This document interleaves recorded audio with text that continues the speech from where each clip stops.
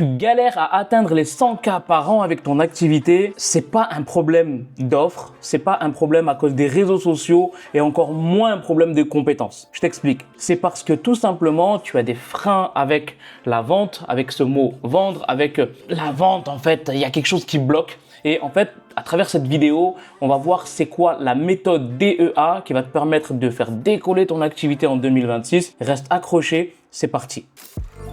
Dans cette vidéo, je vais te montrer la seule méthode, selon moi, parce que je l'incarne, je la vibre, je la transmets au quotidien, qu'il te faut aujourd'hui pour 2026. C'est la méthode qu'on appelle la méthode DEA.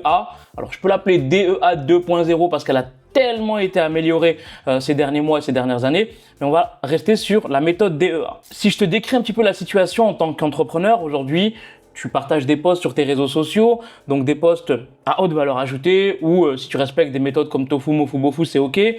Tu enchaînes des conversations avec tes prospects en DM, sur LinkedIn par message ou Facebook par message ou autre. Parfois même tu baisses tes prix parce que tu vois que tu n'arrives pas à vendre, alors tu baisses tes prix. Oula, je crois que on va pas couper ça au montage, mais il y a un hélicoptère qui passe et c'est peut-être parce que tu dois toi aussi prendre ton envol. Et donc, on va pas faire de coupage. Tu as une stratégie marketing qui te permet effectivement d'être visible et d'attirer vers toi les gens. Ça, c'est une bonne chose. Maintenant, derrière, quand tu les as au téléphone, eh bien, le piège ici, c'est que tu te sens soit bloqué parce que tu vas trop coacher les gens dans tes appels ou si tu es thérapeute ou autre, tu vas trop donner de la valeur aux gens pendant l'appel parce que tu penses que tu as besoin que la personne en face te dise « il est trop fort ». Il est trop puissant. Et donc là, tu vas tellement donner de valeur, mais en fait, ce qui va se passer dans son cerveau, c'est écoute, merci Françoise, merci Julien, j'ai tellement eu de valeur, je vais essayer tout seul et je reviens. Donc ça, c'est vraiment un constat. Le premier constat, c'est que pour faire les 100K, tu dois déjà arrêter de trop coacher, de trop donner de la valeur à ces personnes-là.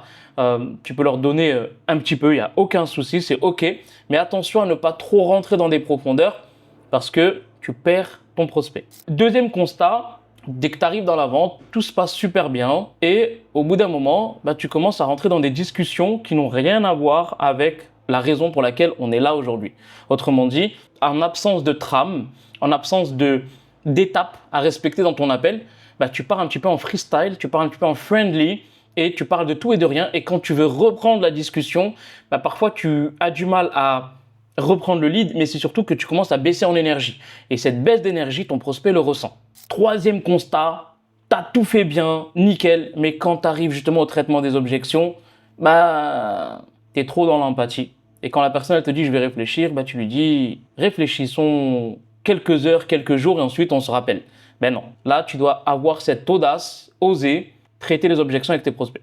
Donc ça, c'est vraiment un petit constat qu'on a vu ces derniers mois avec soit les entrepreneurs qui donnent trop de valeur, soit les entrepreneurs qui se perdent dans les appels, soit les entrepreneurs qui ne traitent pas du tout les objections. Et donc, à travers cette vidéo, on va effectivement donner cette méthode DEA en profondeur. Accroche-toi, on y va. Le point numéro 1, c'est que tu n'as pas besoin de vendre, tu as besoin de leur donner envie d'acheter. Ça, c'est non négociable et je l'ai répété à plusieurs reprises. Mais ça veut dire quoi en fait tout ça? Ça veut dire que tu dois te détacher de la vente. C'est un appel, oui. Ton prospect a besoin de toi, oui. Sauf que c'est lui qui a besoin de toi. C'est pas toi forcément qui a besoin de lui. Et donc, si tu as besoin, tu manifestes en tout cas ton besoin, tu montres que tu as besoin de lui, tu es attaché à la vente et tu fais fuir ton prospect parce que tu as transféré de la certitude négatif parce que c'est une certitude que tu veux vendre, donc tu es attaché à l'encaissement et non pas à la relation. Et attention, c'est de la relation que découle la transaction. Donc premier point, c'est ta posture. Et toujours avoir ce qu'on appelle un cadre bas, plutôt une posture basse et un cadre haut. Ça veut dire quoi? Posture basse, c'est je suis celui qui pose des questions et qui doit parler 20% du temps. Attention, s'il vous plaît, ne faites pas l'inverse. Vous parlez 80% du temps généralement et c'est votre prospect qui parle 20%. Ça n'a pas de sens. Posture très basse où je pose juste des questions. Mon prospect se livre, il répond 80%, il parle 80% du temps. Et moi, 20%, je pose des questions. Posture basse, cadre haut, ça veut dire quoi? Quand on dit cadre haut, ça veut dire la pertinence de mes questions. Donc, je ne parle pas pour rien. Et petite phrase, Si ce que tu as à dire n'est pas plus important que le silence, alors j'ai rien dit. Mais tu as compris. Donc c'est très important de comprendre que tu dois avoir une posture basse avec très peu de temps de parole et que ton prospect doit avoir un large temps de parole. 80% du temps, il doit s'exprimer, répondre à tes questions en profondeur. Je te donne juste 2 petits tips. Quand tu vois que tu n'as plus de questions, allez, tu es un petit peu perdu. À ce moment-là, quand le prospect te répond quelque chose, tu lui réponds tout simplement Françoise, quand tu me dis ça, donc ce qu'elle t'a dit, est-ce que tu peux m'en dire un peu plus? Hop, c'est reparti, on repart dans un échange constructif où elle va te donner plus de détails. Autre petit tips, Michel, quand tu me dis ça, est-ce que tu peux me décrire un peu plus la situation? Hop, il repart, il te donne plus de profondeur et toi, pendant ce temps-là, t'écoutes, tu prends tes notes et tu vas rebondir derrière et aller peut-être sur un autre sujet, une autre question. Donc ça, petit tips gratuit, c'est pour te permettre de poser des questions plus en profondeur, oser aller chercher de la profondeur, c'est important. Donc, premier point, posture basse, cadre haut. La deuxième chose, tu dois avoir la pédale de frein qui fonctionne. Ça veut dire quoi? Ça veut dire comme dans une voiture. Tu as un accélérateur et tu as le frein pour les boîtes automatiques. Pour les autres, on a l'embrayage. Allez, supposons qu'on va parler que des voitures automatiques. Accélérateur et frein. Tu dois avoir un frein quand tu sens que tu as envie, tu as cette envie-là en toi qui te donne envie d'aider ces personnes en leur partageant des conseils, ta méthode, tes astuces, etc., de freiner un petit peu. Et c'est pas mauvais, c'est pas parce que je te demande de ne pas les aider, non, c'est parce que c'est pas le but de l'appel. Le but de l'appel, c'est de comprendre sa situation, de savoir clairement où est-ce qu'il en est et vers où il veut aller. Et tu sais très bien que tout ce qui s'obtient facilement s'estime faiblement. Ça veut dire que même ce que tu vas lui donner comme conseil, étant donné que même, tu vois, ça a une énorme valeur, ce conseil que tu vas lui donner, étant donné qu'il est gratuit, il va s'estimer faiblement. Et je ne sais pas si tu as déjà remarqué, moi dans mon cas, ça m'est déjà arrivé, une personne à qui je vais donner un conseil énorme, mais gratuitement, cette personne-là ne va pas l'estimer à sa juste valeur et ne va pas mettre en pratique. Et à l'inverse, j'ai fait payer une personne 3 000 € pour 3 mois d'accompagnement où je lui ai partagé les mêmes conseils. Et cette personne-là, elle a fait x3 son chiffre d'affaires en 3 mois. Pourquoi? Parce que cette personne a investi pour ces mêmes conseils que j'avais donnés à la personne gratuitement. Donc, tout ce qui s'obtient facilement s'estime faiblement. La pédale de frein, elle doit fonctionner chez toi. Tu dois avoir vraiment cet état d'esprit de te dire, quand j'ai envie de te redonner de conseils, de coacher, d'aller sur vraiment des choses très profondes, freine parce que ça ne sert à rien. Ça ne sera pas mis en pratique, ça ne sera pas appliqué correctement du moins, tant que la personne n'est pas dans ton accompagnement, dans ton programme, où là elle va investir et elle va se bouger. Donc 2, pédale de frein. Le troisième point qui est extrêmement important, c'est d'avoir non pas un script. Moi, je suis pas d'accord avec les scripts. Là, si j'aurais une feuille devant moi, je te jure, j'aurais pris, j'aurais déchiré. Mais tu as besoin d'avoir en fait une trame, des étapes à respecter. Surtout quand tu démarres. Hein. Je ne m'adresse pas à des closers là aujourd'hui dans cette vidéo qui ont 2, 3, 4, 5 ans d'expérience où ils n'ont plus besoin ni de trame ni de script, que ça passe vraiment en mode naturel. Là, tu as besoin effectivement, en tant qu'entrepreneur qui veut aller chercher les 100K dans l'année, d'avoir une trame dans tes appels et de t'y tenir. Et c'est pas évident, je le sais, mais c'est nécessaire, c'est important. Donc une trame, c'est quoi? C'est de prendre une feuille, peut-être ou même un post-it, et de marquer étape 1, découverte. Moi, si je te décris un petit peu les 6 étapes de la méthode DEA, 1, connexion et cadrage, 2, découverte profonde de la situation de la personne, 3, les domaines de vie, c'est-à-dire l'interférence de sa situation actuelle sur les 5 domaines de vie, 4, projection, 5, coup d'inaction, 6, on pitch et on traite les objections.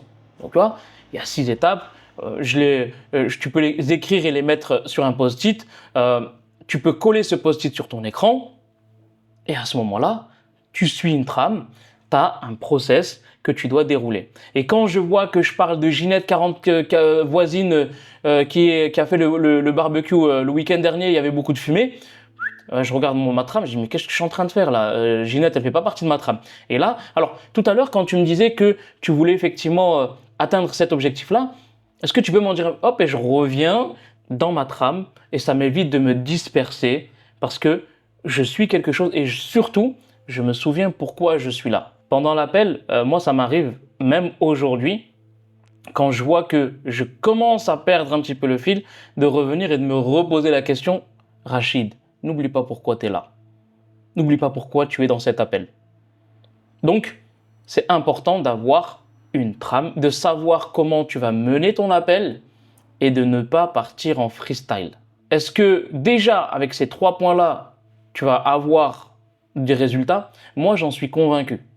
Parce que si tu as une trame et que tu coaches pas et que tu as une posture basse et que tu arrêtes de parler beaucoup et que tu écoutes beaucoup, d'ailleurs, c'est ce que je dis à mes enfants, les gars, on a 2 oreilles et une bouche, c'est pour écouter 2 fois plus que ce que l'on parle. Et moi, je vais aller plus loin parce que c'est ce que je vais te délivrer dans ta suite de cette vidéo, surtout pour les personnes qui font des visios, c'est qu'on a aussi 2 yeux et une bouche. Et ça veut dire quoi? Ça veut dire qu'on doit analyser, regarder 2 fois plus que ce qu'on doit parler. 2 fois plus écouter, 2 fois plus regarder pour ceux qui font leurs appels en visio que parler. Et justement, c'est le 4e point. C'est ce qu'on appelle les mimiques.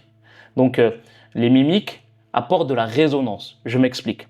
Quand tu es en visio, le 4e point de cette méthode DEA, il est pépite. J'analyse mon interlocuteur. Je suis en train de regarder. Et il y a certains comportements qui vont me donner des informations qui sont capitales pour me permettre de rebondir aussi. Donc si tu vois, tu n'as plus de questions, par exemple, tu bugs au niveau questionnement, tu n'as pas trouvé tes mots à ce moment-là, et que tu vois que la personne, elle regarde en haut, ou que tu vois que la personne, elle bouge beaucoup sur sa chaise, ou qu'elle se gratte, elle se tient la tête, il y a des réactions ici visuelles qui vont te permettre à toi de rebondir juste par une question très simple. Christine, est-ce que tout va bien? Ah oui, oui, ça va très très bien. J'ai senti effectivement que tu avais perdu un petit peu le fil ou tu étais un petit peu pas à l'aise. Est-ce que tout va bien? Ah oui, oui, non, c'est juste que, et c'est juste que, va te donner encore plus de puissance, plus d'informations qui va te permettre à toi de rebondir. Et quand tu me dis justement ça, qu'est-ce que ça signifie exactement? Et là, on repart sur l'échange. Donc le visuel, regarder 2 fois plus te permet effectivement d'approfondir plus l'échange, de creuser plus, d'avoir plus d'informations, qui te donnera plus d'éléments à adapter dans ton pitch.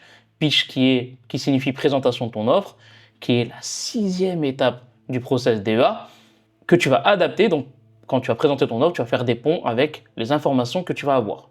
Poussons un petit peu le bouchon plus loin quand on dit les mimiques, quand on dit l'analyse visuelle, ça veut dire quoi? Alors, le temps va nous manquer pour faire vraiment une vidéo descriptive sur ça, mais je vais te donner quelques tips quand même qui sont importants. Quand tu parles, par exemple, et que ton prospect fait juste ça. Alors, attention parce que ça s'analyse sur une fraction de seconde, c'est avec l'habitude. Quand tu bouges la bouche que d'un côté, c'est signification de l'émotion du mépris. Soit la personne, elle se méprise elle-même, soit elle te méprise et elle n'est pas d'accord avec ce que tu dis. Et donc là, résonance, j'ai analysé, j'ai observé un comportement visuel qui signifie une émotion. Alors, petite parenthèse, ce que je te partage ici, c'est universel. Ça veut dire quoi? Ça veut dire que les muscles du visage, on a tous les mêmes.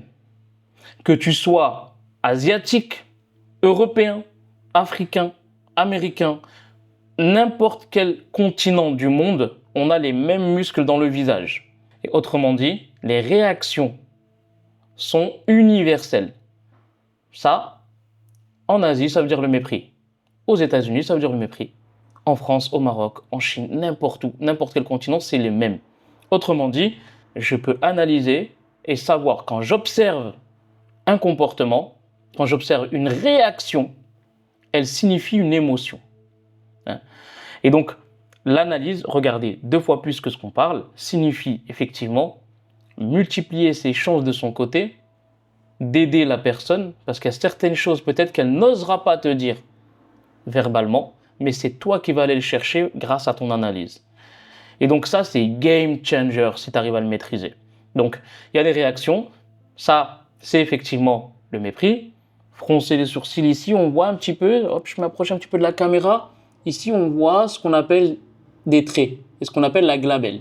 La glabelle signifie, effectivement, quand tu vois synonyme de la glabelle, ça peut être synonyme à la colère. Quand tu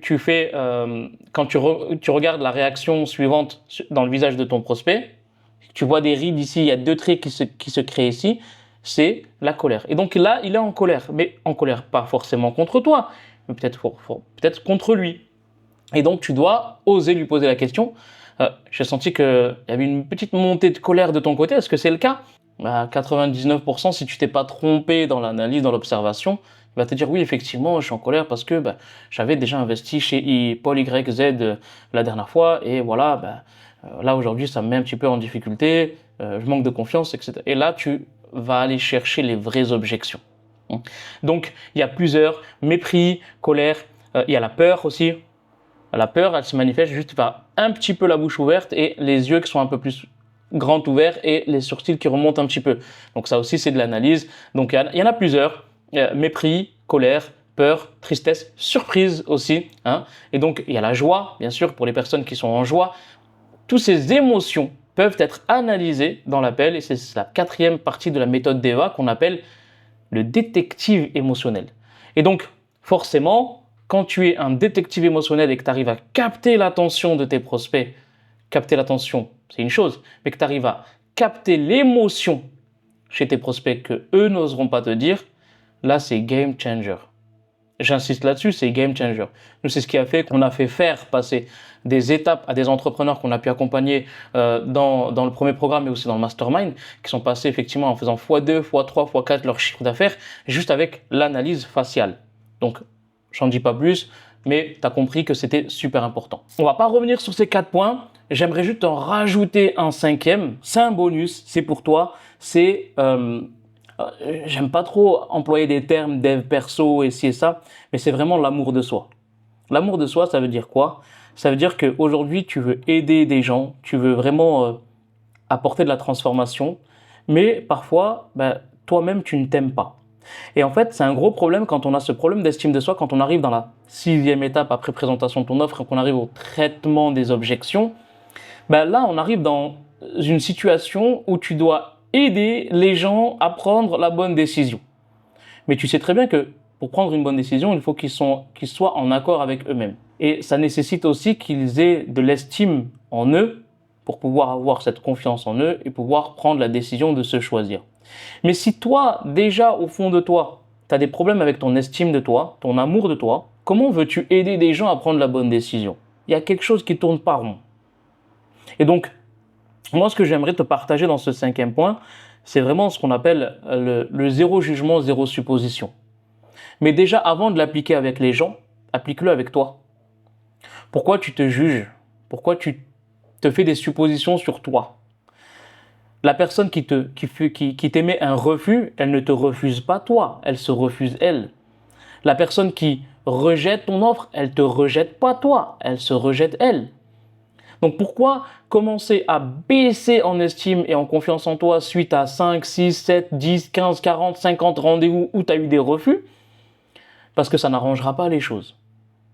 Ça ne fera que faire chuter les choses.